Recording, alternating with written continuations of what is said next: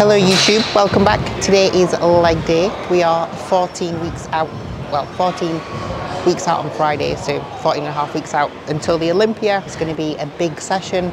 We've now got Kuba back at full volume after his competition, so it's nice to have him back. This is the only session really that I train with him and Mark on. The other two sessions don't really line up, so it's nice to be able to have that little bit of a push, especially on such a big demanding session like what legs is. So obviously this is the session that I do get a little bit of work through my quads, but still do have a lot of volume through my glutes, because that's obviously the area that needs most focus, but we also don't want other areas to get smaller, so they still need an adequate amount of volume in there. I'll go through my entire session as I go through the actual session. I'll break down my exercises for you as we go, and hopefully you can take a lot from it and maybe even implement it into your training to make your legs extra massive.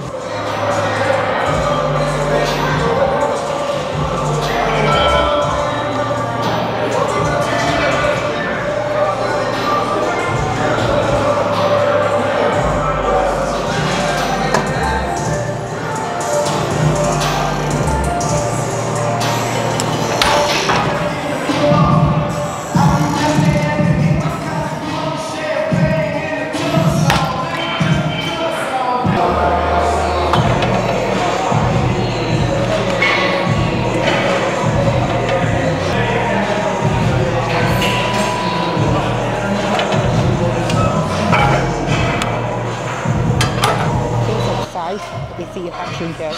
As you can see, I don't do that many warm-up sets. That's because it's not new session for me, so I'm not trying to set base numbers. Don't need to build it up. I kind of have a rough guide from my logbook as to what I'm going to be doing, meaning that I don't have to waste time doing warm-up sets. I also had just warmed up prior to my session started with a few different activation movements. Again, not a lot of them, 3 of them, and then ready to go. I think people spend too much time, waste energy prior to sessions, doing too many warm-ups or doing too many feeder sets into their working sets. You've got your logbook, you know what you need to do, you need to get to work.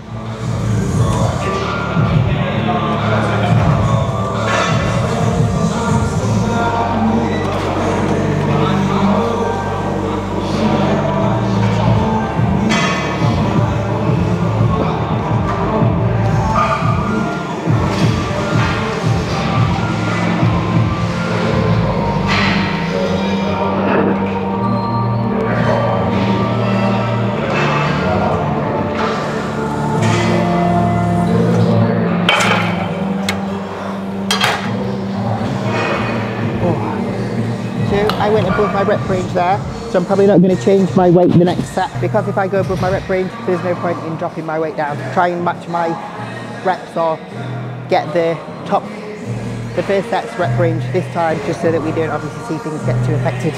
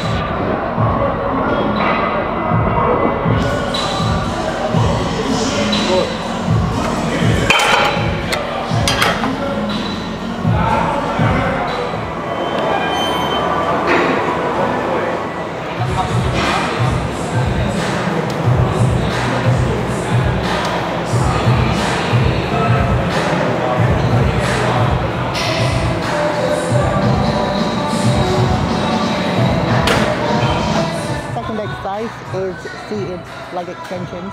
I use the wrist straps because I can't hold myself in back well to be able to do my dips down when I'm doing leg extension. I use a heavier bit of weight, and I'm obviously not a very heavy person, so I'm not a powerlifter. I don't need to work on leg extension, so I'll just use my wrist strap. But the most important thing is keeping your hips down on a leg extension. It's what will allow you to be able to keep all the tension into your quads. If you're moving your hips around, use the momentum. You'll use hip flexors, all sorts. You want to keep all the tension into your quads. So the more you can keep yourself locked in, not moving anything other than your shins, the better you're going to be able to keep tension into your legs, your quads, and get things flowing.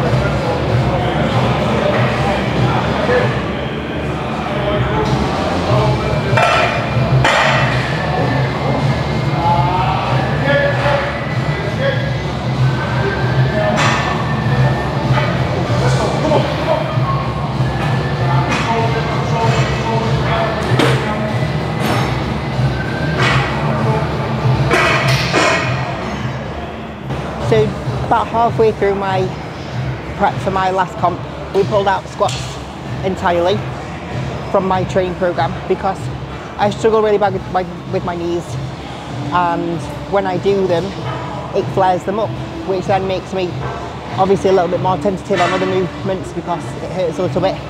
So since taking out squats, I've actually seen much more progress in my muscle fullness, the size of my quads. Not that they needed to be bigger, but just not every exercise is suited for everyone. So don't be kind of set to specific movements because you think that that's what's going to bring the best. It's individual to you as to what's going to bring your best. For me, squats is a no. That is very sad because it's a movement that I enjoy, but have to do what's right for you, not everybody else.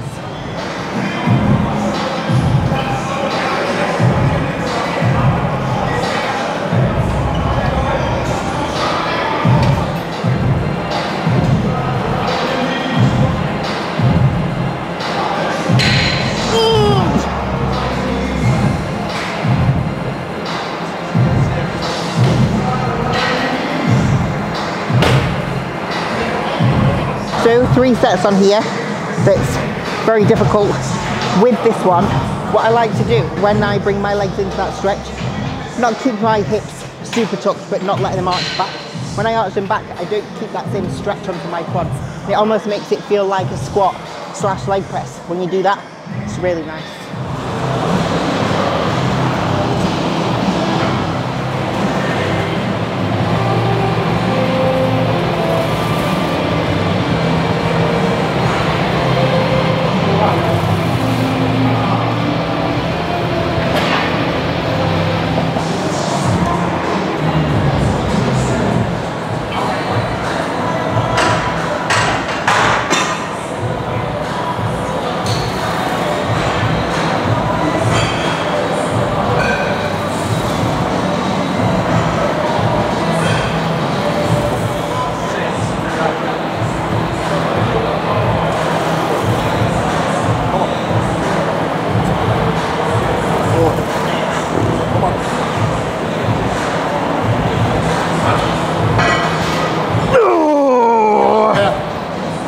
Come on, get after it, come on.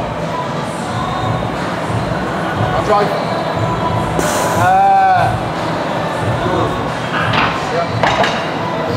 Excellent stuff.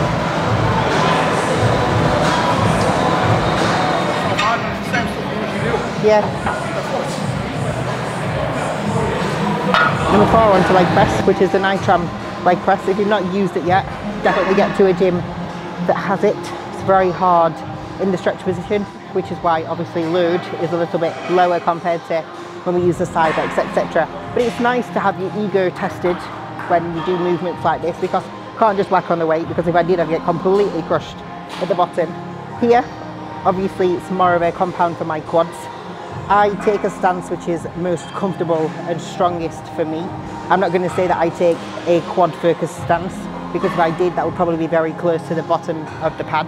Whereas I just take one that is most comfortable for me with my knees, where I can still get a good bit of work through my quads. Making sure that my tempo stays really good on the way down, making sure that I keep my position with my body nice and straight on the back pad, keeping my head back, keeping my chin in, everything nice and neutral, so that literally nothing is working other than my legs. I'm not going to say just my quads, because we know that with a press we will always get some glutes, we will always get a little bit of adductor, etc. But the majority of work should be through my quads, and that's just by literally keeping the entirety of my body still, holding in tight, bracing my core tight, and just getting to work.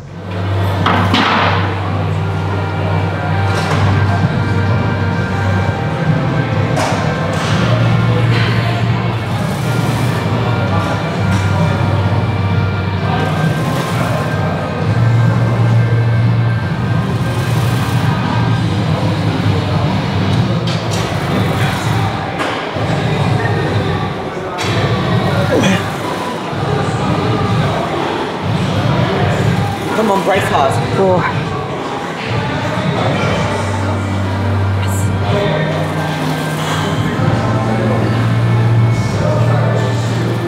Come on.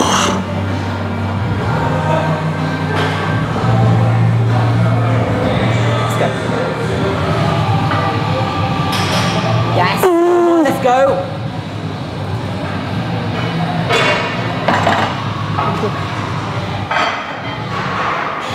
Bloody hell. Exercise number 4, glute drive. Obviously I need to put a bottom on my body. Well, a little bit more of one because obviously it's not the best, but it's definitely getting better, so that's the most important thing. Glute drive, exactly the same as before, but I am doing it as a hip thrust now, so I am trying to get a little bit more range compared to doing it like a glute bridge, so that I do work a little bit of quads, a little bit of adductor, at the same time as obviously using my glutes, because this is one of my main compounds in my session alongside my leg press, so that's why I'm doing it more like a compound compared to trying to isolate my glutes. Not that it's not that, but I'm just doing it as full range of motion rather than it being a little bit more isolated like a glute bridge. So that is exercise number 4. I'm going to try and get a PB, and then that'll be a good day.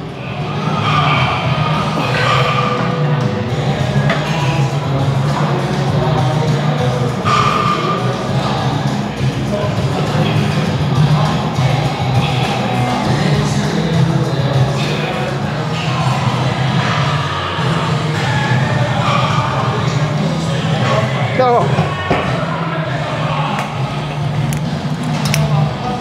Oh. That's the worst part about these, always digs in.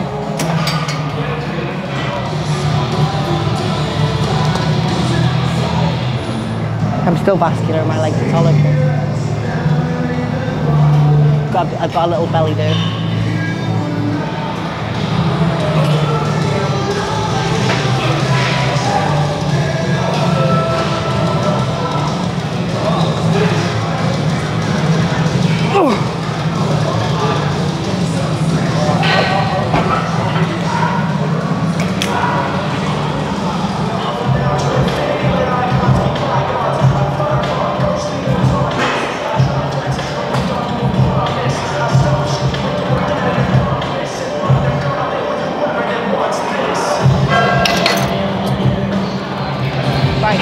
Exercise 5 is the glute press through. Again, another glute movement. This is more of an isolation movement compared to obviously the compound that I've just done, which was the hip thrust.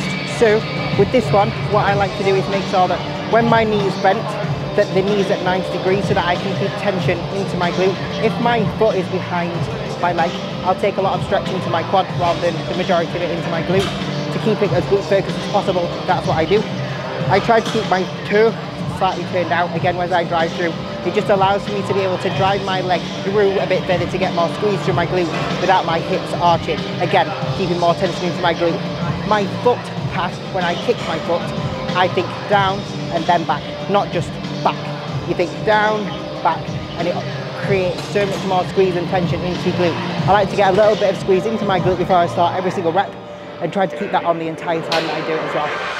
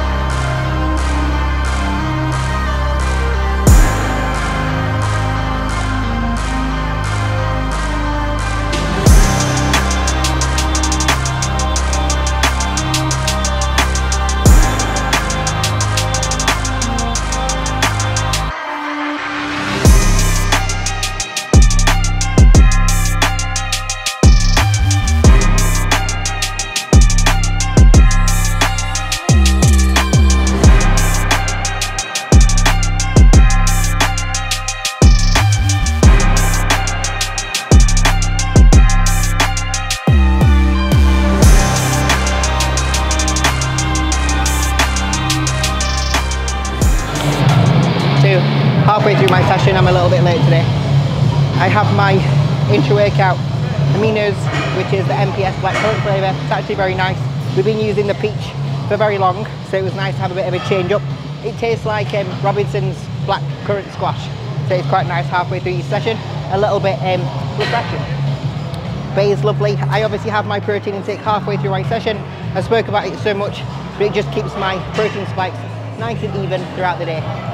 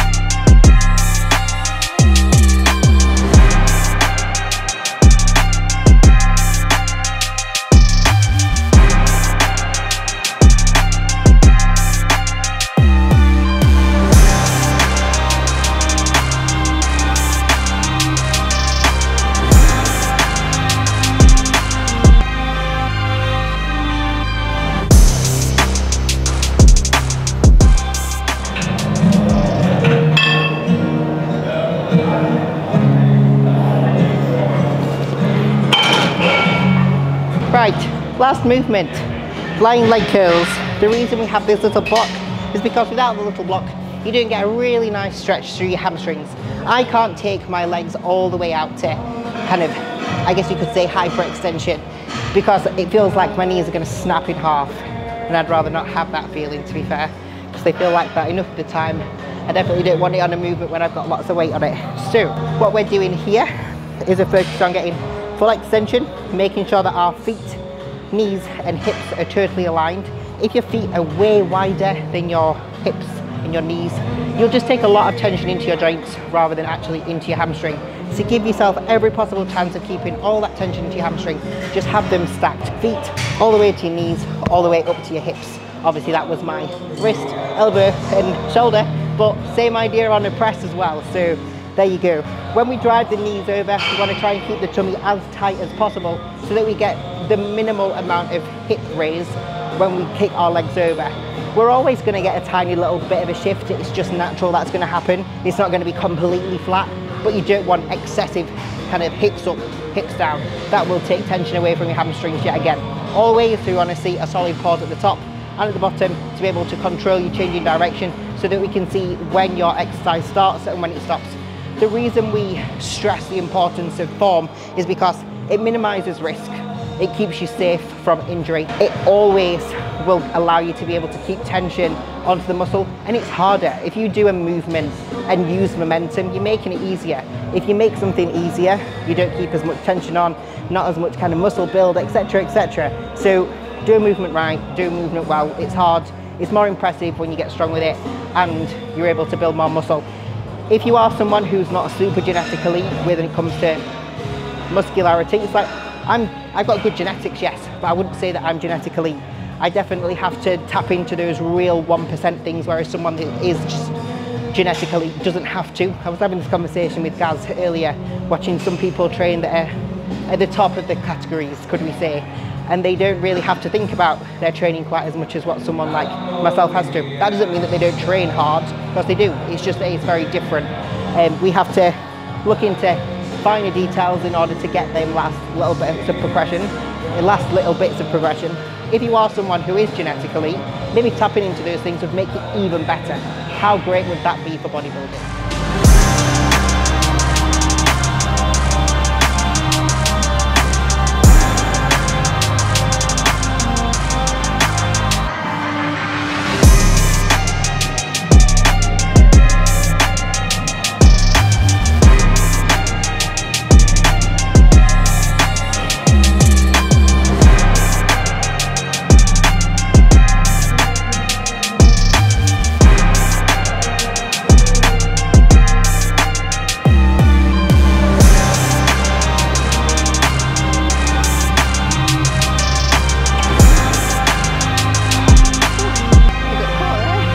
They were an absolute bastard.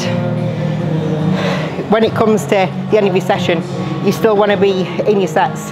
It is definitely more difficult when you're a little bit more mentally fried from all the other exercises that you've done. But if you want to make the most of your sessions, you've got to stay locked in right until the end. And if anybody tells you any different, they're small.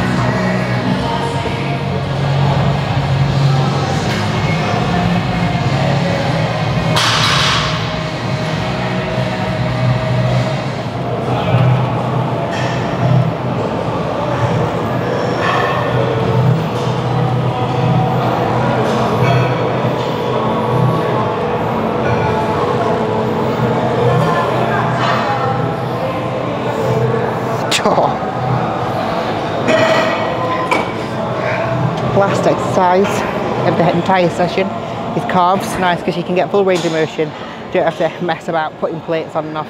And usually a seated calf raise. I can't use it because I'm usually a little bit too short, so this is nice. Calves, you need to take them as seriously as every other movement if you want to have them as big as possible. Making sure that you're going through the full range, making sure you keep your tempo good, keeping your pauses good.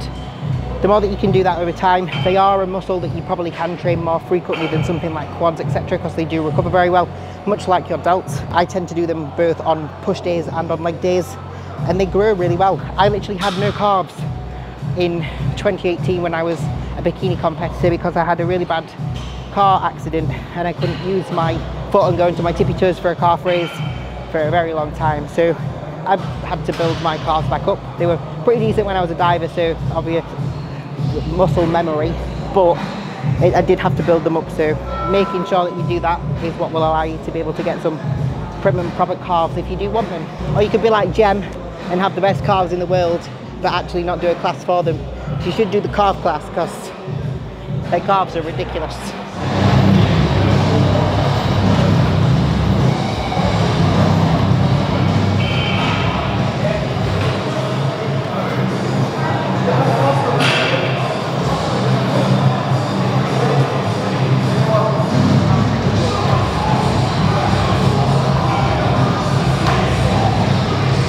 Oh, what a bastard.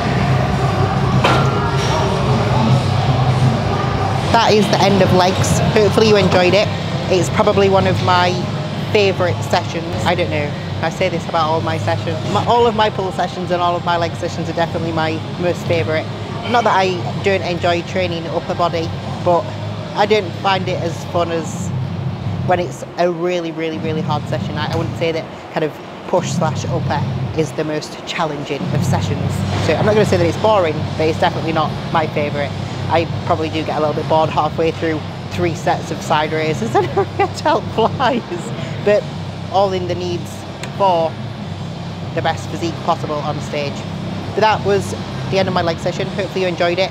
Hopefully we'll continue to see things progress in regards to my training for some time until things start to get really lean again, which should probably get to like 8 weeks out from the Olympia, and then that's when we start to see more of a retaining of performance, and then your last few weeks usually is maybe a little bit of a decline, which is fine, all in the needs for getting on stage and being extra shredded. Anyway, like, share, subscribe, all that fun stuff, and we'll be back again for another session.